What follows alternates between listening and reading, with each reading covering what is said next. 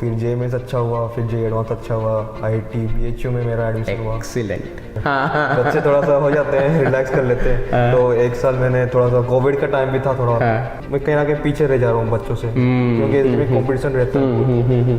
तो मैंने बस फ्लूइड मैकेनिक्स और SOM भी प्रिपेयर करके गया था बस। अच्छा। तो ज़्यादा अच्छा मार्क्स नहीं आया। नहीं है। शाश्वत, मैं आपसे एक और चीज़ जानना चाह रहा हूँ। देखो यार, आप IIT के पास आउट हो, है ना? कभी ऐसा लगा कि यार कुछ तो गड़बड़ हो गई, मतलब कभी ऐसा गेट की जर्नी में लगा कि यार छोड़ देता हूँ, नहीं हो पाएगा? हेलो निकी सोल्जर्स। तो बेटा, आज हमारे साथ जुड़े हैं शाश्वत मिश्रा। बच्चे की गेट एक्सी 2026 एक्सी में ऑल इंडिया रैंक 20 आई है और मैकेनिकल में AIR ऑल इंडिया रैंक 84 आई है। First of all congratulation. Thank you sir. फोड़ दिया मज़ा ही आ गया। Good good good good. तो शाश्वत यार, बताओ अपनी जर्नी के बारे में, किस तरीके से आपने अपनी गेट की प्रिपरेशन की जर्नी स्टार्ट करी? मतलब वो क्या स्पार्क पॉइंट था कि जहाँ से लगा कि यार गेट की प्रिपरेशन स्टार्ट करते हैं? इससे सबसे पहले तो जब JEE की प्रिपरेशन कर रहा था तब से मेरे को फिजिक्स से इंटरेस्ट था। ओके। तो तभी से मेरे को मतलब हो गया था कि मेरे को मैकेनिकल ब्रांच ही चाहिए। एक्सीलेंट। मेरे को मतलब ऐसा था कि जब JEE के टाइम प्रिपरेशन करता तो मैक्सिमम टाइम में फिजिक्स ही करता था, फिजिक्स के प्रॉब्लम्स ही करता था। नाइस। तो फिर जे में अच्छा हुआ, फिर जे एडवांस अच्छा हुआ, IIT BHU में मेरा एडमिशन हुआ। एक्सीलेंट। हेलो निकी सोल्जर्स, मैं हूं आपका अपना निकी सर। पिछले 15 साल से मैं गेट ESC PSUs के लिए बच्चों को पढ़ा रहा हूं, गाइड कर रहा हूं। मेरी पर्सनल गाइडेंस में बहुत सारे बच्चों की ऑल इंडिया रैंक 1 आई है, फिर चाहे वो एक्सी की ऑल इंडिया रैंक 1 हो या इसरो की ऑल इंडिया रैंक 1 हो। अगर आप भी गेट के लिए प्रिपेयर करना चाह रहे हैं, मेरी पर्सनल गाइडेंस में प्रिपरेशन करना चाह रहे हैं, तो आज ही ज्वाइन करें अनअकैडमी प्लस। Thank you. तो स्टार्टिंग में सर क्या हुआ कि इतना मेहनत किया तो थोड़ा रिलैक्स कर लेते हैं। बच्चे थोड़ा सा हो जाते हैं, रिलैक्स कर लेते हैं। तो एक साल मैंने थोड़ा सा कोविड का टाइम भी था थोड़ा, तो ऑनलाइन था चल रहा था, थोड़ा सा रिलैक्स हो गया, उतना ध्यान नहीं दिया उस पर। फिर सेकेंड ईयर में जैसे मैं कॉलेज पे आया तो सब लोग SD करना स्टार्ट किए, तो मैंने भी फिर SD स्टार्ट किया। फिर मेरे को ऐसा लगा कि मतलब मैं कहीं ना कहीं पीछे रह जा रहा हूँ बच्चों से, क्योंकि इसमें कंपटीशन रहता है। फिर उसमें क्या हुआ कि मेरा जो मेन जो स्ट्रेंथ है कि फिजिक्स मेरे को पसंद है, fluid mechanics, thermodynamics, strength of material सब मेरे को अच्छा लगता है। तो why I am diverting myself from my strength and going into this type of competition. So then after third year ये मेरे को रियलाइज हुआ, और तब तक मेरा CPI थोड़ा सा डाउन चल गया था।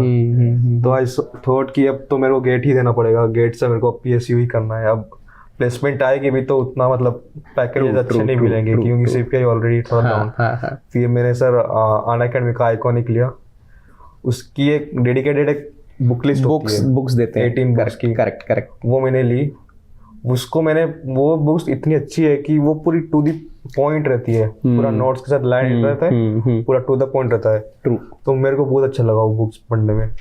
और जो टॉपिक्स मतलब मैक्सिमम टॉपिक्स तो मैं खुद ही करता था, और बिल्कुल सही बात है। कुछ टॉपिक्स जो भी वो आपके वीडियोस या कोई भी कर लेता था। तो उससे, लेकिन फिर भी मतलब 2025 में मैंने गेट दिया था, फर्स्ट अटेम्प्ट था, तो मैंने बस फ्लूइड मैकेनिक्स और SOM भी प्रिपेयर करके गया था बस। अच्छा। तो ज़्यादा अच्छा मार्क्स नहीं आया। नहीं आया। फिर मैंने सेकेंड अटेम्प्ट मैंने घर आया, फिर मैं सोचा कि फुल फ्लेज प्रिपरेशन ही करूँगा, क्योंकि लोग ऐसे भी जॉब करके छोड़ के वापस, तो व्हाई नॉट के फुल फ्लेज करके अच्छी जॉब ही ले लेंगे। तो फिर मैंने जैसे पढ़ाई की तो हो गया। जी। Good good good. तो बच्चों, आपको एक चीज़ समझ में आई? मतलब देखो यार, हर किसी की स्ट्रैटेजी अलग होती है। जितना मुझे समझ में आया, बच्चे ने आइकॉनिक का सब्सक्रिप्शन लिया था और उसमें जो फिजिकल नोट्स हम लोग देते हैं ना, उसको मतलब एकदम बढ़िया से पढ़ लिया, and then he is having access to infinite content no. तो उसमें से जो रिक्वायरमेंट थी उस हिसाब से फिर वीडियो देख ली। तो प्रॉब्लम कैसे सॉल्व करते थे? प्रॉब्लम पहले तो सॉल्व एग्जांपल उसी बुक से करता, उसी बुक के। Very good. फिर उसके बाद पार्ट टेस्ट होते थे, उसी के कोर्सेज कर लेता था। फिर उसके बाद मैं एक प्रीवियस ईयर की बुक आती है, यस सफिशिएंट है जी। Good excellent. तो शाश्वत, कितने टेस्ट आपने लगाए, full length test? Sir full length test तो मैंने 15-16 ही किए, लेकिन पार्ट टेस्ट मेरे बहुत सारे लगाए। मेरे को मतलब याद तक नहीं है। अच्छा तो बेसिकली क्या हुआ ना, जो आपके पार्ट टेस्ट है वो नए क्वेश्चंस हो गए बेसिकली। हाँ वही, आपने पीवाईक्यूज कर लिए क्वेश्चंस के मतलब परफॉर्मेंस क्लासेस में ही देखा था उसको क्वेश्चंस के। बहुत बढ़िया बहुत बढ़िया। तो वो नए क्वेश्चंस हो गए and then full length tests भी यार आपने सफिशिएंट लगाए, मतलब it is sufficient. 15-16 is enough. तो एनालिसिस वगैरह कुछ करते थे? जी एनालिसिस भी करता था। मैं देखता था कि मेरा फुल पोटेंशियल का कितना मार्क्स तक जा सकता था और मेरा कितना आया है। तो मैं जब भी जो भी टेस्ट करके मेरा फुल पोटेंशियल 75 तक जाता था, लेकिन यार 60-65 पे रह जाता था। तो क्यों ऐसा हो रहा है? तो उसी को एटलीस्ट अपने फुल पोटेंशियल तक तो जाना ही चाहिए। तो आपकी पेपर अटेम्प्टिंग स्ट्रेटेजी क्या थी? किस तरीके से आपने पेपर अटेम्प्ट किया? अटेम्प्ट हाँ सिंपल था। जैसे एप्टीट्यूड पहले सबसे पहले उसी से करके कॉन्फिडेंस आता है। हाँ। उसके बाद मैकेनिकल में से जो क्वेश्चन तुरंत देख के लग जाता वही पहले कर लो। Okay very nice. उसको एक बार राउंड लगा लो, जो क्वेश्चन हो गए, जो क्वेश्चन मार्क फॉर रिव्यू है उसको गाओ, उसको करो। सही था। अच्छा question selection is the key. Excellent excellent. तो यार देखो, ये तो मैं भी हमेशा आप लोग को बोलता ही हूँ ना कि आपको क्या करना है ना, इजी क्वेश्चंस पहले करो, उससे आपका कॉन्फिडेंस बिल्ड हो जाता है एंड देन जो मॉडरेट डिफिकल्ट क्वेश्चंस हैं वो तो बन ही जाते हैं, तो उसमें कोई ये प्रॉब्लम नहीं है। शाश्वत मैं आपसे एक और चीज़ जानना चाह रहा हूँ। देखो यार, आप IIT के पास आउट हो, है ना, कभी ऐसा लगा कि यार कुछ तो गड़बड़ हो गई, मतलब कभी ऐसा गेट की जर्नी में लगा कि यार छोड़ देता हूँ, नहीं हो पाएगा, था कोई ऐसा पॉइंट? जी सर, जब ना प्लेसमेंट का टाइम, मेरे दोस्तों का प्लेसमेंट हुआ अच्छी कंपनीज में, तो मेरे को लगा ठीक है, इनका भी हुआ है, मेरा भी टाइम आएगा। अपना भी टाइम आएगा। हाँ, लेकिन फिर एक टाइम पे लगा था कि अरे यार अभी हो रहा है कि लगता है वो अप्स एंड डाउन्स आता है, लेकिन you have to mentally strong, that's the only way. Good good good good good. तो ऐसी क्या चीज थी जो आपको कंटिन्यूअसली मोटिवेट कर रही थी कि यार कर लेते हैं? मतलब मेरा था कि मतलब मेरे को तो दोस्तों को दिखाना है कि मैं, हाँ, मेरा मेन मोटिवेशन वही था। वो मेरे को तो लाइटली ले लिया, अरे इसका तो हो गया, अब क्या प्लेसमेंट तो आए, मतलब नहीं घर में बैठ रहा है। तो अभी उनको पता है आपकी कितनी रैंक? हाँ, उनको पता है। Good good good good. Anyways you will be getting whatever you want, है ना, सारे के सारे PSU के ऑप्शंस आपके लिए खुलेंगे ही। बाकी जो हमारे फ्यूचर एस्पिरेंट्स हैं उनको कुछ संदेश देना चाहो आप? मेन है कि sir full depth concept use, बिल्कुल full depth through, you should have a keen interest. Keen interest नहीं है तो आपसे इजी क्वेश्चन से लग जाएंगे, लेकिन मीडियम हार्ड क्वेश्चन नहीं बनेंगे। तीसरा है कि सर कंसिस्टेंसी इम्पॉर्टेंट है। हाँ, किन इंटरेस्ट है, थोरो है, फिर भी आप मेहनत नहीं कर रहे हो, आपको लगेगा कि अब मेरा तो कॉन्सेप्ट थ्रू है, मैं तो कभी भी क्वेश्चंस कर लूंगा, लेकिन वो आदत रहनी चाहिए क्वेश्चंस करने की। एवरी टाइम मतलब आपको एटलीस्ट 30 क्वेश्चंस तो डेली लगाना चाहिए, अच्छे क्वेश्चन। बस ये सर, यही है, प्रैक्टिस में रहना चाहिए। Excellent excellent. यार शाश्वत, एक और चीज़ जानना चाहूँगा मैं आपसे।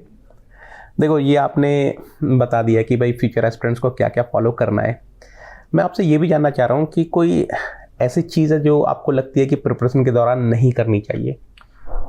वही बहुत सारे सोर्सेस को फॉलो नहीं करना चाहिए। हाँ, मतलब लिमिटेड रिसोर्सेज रखो, stick to the GATE syllabus. GATE syllabus को आप प्रिंट आउट में ले लीजिए, उसका एक पर्टिकुलर एक सोर्स, जैसे मैंने आइकॉनिक का वो बुक उसी पे स्टिक किया मैं। तो आपको एक सोर्स चाहिए, उसी पे स्टिक कीजिए, जैसे एक टॉपिक होता है कि उसको काटते रहिए सिलेबस से। Excellent excellent excellent. तो मतलब आप ये बोलना चाह रहे हो कि अगर बच्चा अफोर्ड कर सकता है तो आइकॉनिक के लिए जाए, क्योंकि फिजिकल नोट्स मिल जाते हैं। यदि नहीं अफोर्ड हो फिर तो आपको खुद के नोट्स बनाने पड़ेंगे, प्लस सब्सक्रिप्शन है ही। Good good good. तो बच्चों, ये थे शाश्वत, है ना। बच्चे ने रैंक फोड़ी है, एक्सी में 20 एंड देन मैकेनिकल में 84। It's a big thing. Actually दोनों में आपकी रैंक आई है ना? दोनों सब्जेक्ट्स में कॉमन थे। मैंने इसलिए भरा था एक्सी, क्योंकि यदि एक्सी अच्छा हुआ तो फिर मैकेनिकल आराम से दे दूंगा। बिल्कुल फ्री माइंड से हो जाएगा।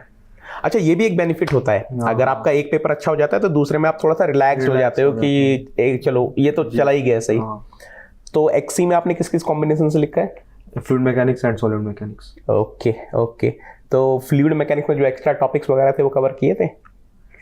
वो कवर नहीं किए थे, लेकिन इसके क्वेश्चंस 2 आए थे, लिमिटेड आए थे। आई रिग्रेट वो 2 क्वेश्चन नहीं हुए। अच्छा, वो नहीं किया आपने? वो नहीं किए, बाकी सारे मेरे उसमें तो मतलब एक क्वेश्चन। आपके टोटल मार्क्स कितने?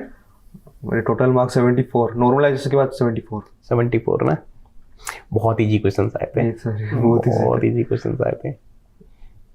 चलो कोई नहीं, स्टिल यू गॉट 20 नो। तब हो सकता है मेरे ख्याल से सिंगल डिजिट हो जाती है आराम से। हाँ, वो दो थोड़े से टॉपिक्स और एक्स्ट्रा कवर। हाँ, और एक्चुअली वो बहुत इजी आए थे, तो जिसने थोड़ा भी देखा होगा ना उसने बना लिया। Anyways 20 is also good rank no. हाँ चलो ठीक है। एंड फाइनली अनअकैडमी ने किस तरीके से आपको हेल्प करी है? अनअकैडमी ने मेरे को बहुत तरीके से हेल्प किया है, स्टडी मटेरियल और गाइडेंस, वही चाहिए। गाइडेंस इंपॉर्टेंट पार्ट है ना, गाइडेंस और पार्ट टेस्ट, यही थी। चलो कॉन्ग्रेचुलेशन बेटा, once again thank you sir. I am so proud of you, Unacademy so proud of you, है ना। Keep rocking in life. Thank you, all the best बेटा। Thank you. Thank you.